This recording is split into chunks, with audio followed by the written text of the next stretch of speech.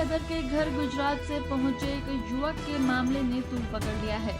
इस पूरे घटनाक्रम पर आज वकील एपी सिंह ने बयान जारी करते हुए कहा कि कुछ असामाजिक तत्व लगातार सीमा हैदर को परेशान कर रहे हैं। उन्होंने बताया कि कल शाम रबुपुरा स्थित घर में गुजरात से आया एक युवक जबरन घुसने की कोशिश कर रहा था, जिसके चलते घर में डर और भय का माहौल बन गया है।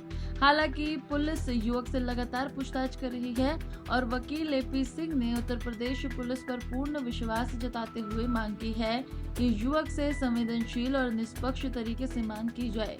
उन्होंने ये भी कहा कि सीमा कोर्ट के आदेश पर भारत में रह रही है और इस तरह की घटनाएं न्याय प्रक्रिया में हस्तक्षेप के समान हैं।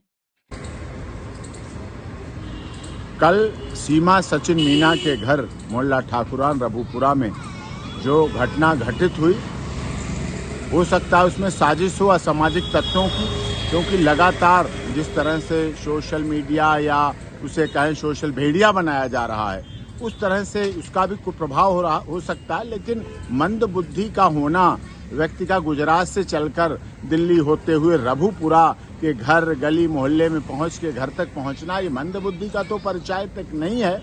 लेकिन जो भी घटना हुई उसकी उत्तर प्रदेश पुलिस जांच कर रही है, सघनता से जांच कर रही है, गहनता से जांच कर रही है।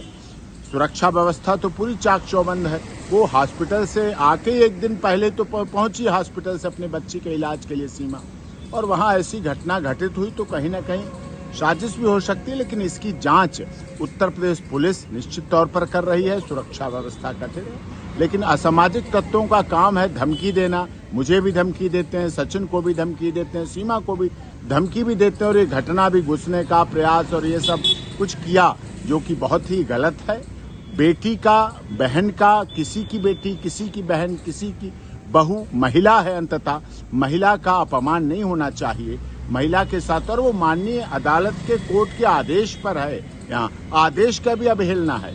ये भी एक कंटेम्प्ट ऑफ कोर्ट की है कि जब आदेश का पालन कर उस समय ऐसे लोग असामाजिक तत्व करके जाएं, तो ऐसे लोगों के खिलाफ निश्चित तौर पर उत्तर प्रदेश पुलिस कार्य कर रही है। देश के महामहिम राष्ट्रपति जी की याचिका पहले से लंबित है, एटीएस जांच कर रही है। तो इन सबके तमाम के बावजूद पहलगाम घटना दुखद हुई, लेकिन उससे सीमा सचिन मीना जो इतने वर्ष से यहाँ रह रहे हैं, बेटी को भी जन्म दिया, उनके साथ जोड़ना, बात करना भी गलत है। कार्रवाई हो, ऐसे सब लोगों के खिलाफ कठोर कार्रवाई हो। और ये जो लोग ये समझ रहे हैं कि मोहल्ला ठाकुरान मोहल्ला कमजोर है या रबुपुरा कमजोर है, या मीना समाज इस देश का कमजोर हो गया है जो अपनी बहन और बेटी की सुरक्षा और रक्षा संरक्षण नहीं कर पा रहा है, ऐसा नहीं है।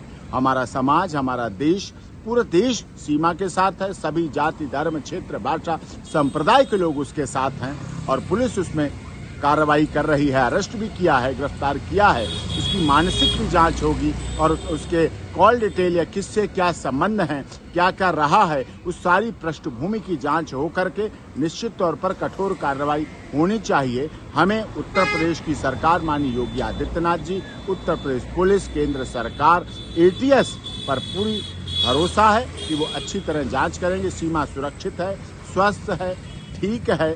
लेकिन हाँ, भय का वातावरण तो पैदा हो ही जाता है। छोटे छोटे बच्चे हैं, अभी नवजात बच्ची है, अभी तो जच्चा बच्चा का समय चल रहा है और उसके साथ ऐसी दुखद घटना होना दुखद है।